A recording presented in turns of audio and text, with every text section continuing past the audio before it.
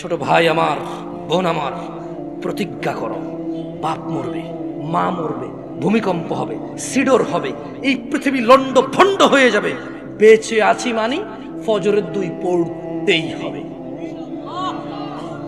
বেঁচে আছি মানে জোহর, আসর, মাগরিব, ইশা পড়তেই হবে। একটু আগে সিগারেট খেয়েছি, একটু পরে আজান হয়েছে, নামাজ পড়তে হবে। একটু আগে পর্নোগ্রাফি, উলঙ্গ সিনেমা দেখেছি, একটু পরে আজান হয়েছে, নামাজ পড়তেই হবে।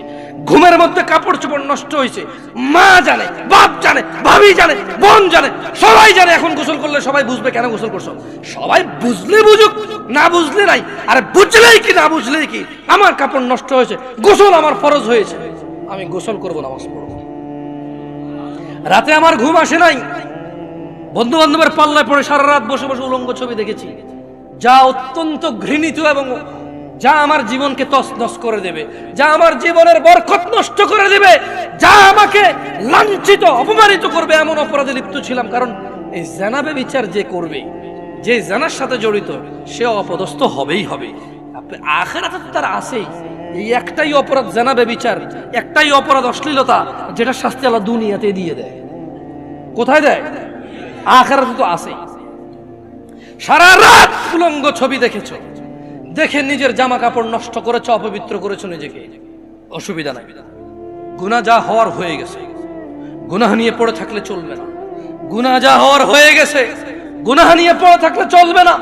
যাও গোসল করো, ফজরে আযান হয়েছে, সালাতে যাও, 2 রাকাত সুন্নাত পড়ে আল্লাহর কাছে ক্ষমা চাও, 2 রাকাত ফরজ পড়ে আল্লাহর কাছে ক্ষমা চাও। আর দেখবা না, প্রতিজ্ঞা করো।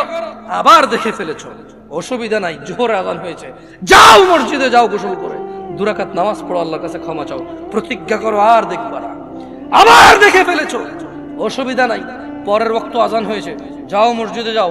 কারণ মনে রাখবা, সকল অপরাধ গুনাহ নামাজ যদি ছুটে যায় কুফরিয়া শিরকি হয়ে যাবে, ছাড়া যাবে না নামাজ। আমি কি বুঝাইতে পেরেছি?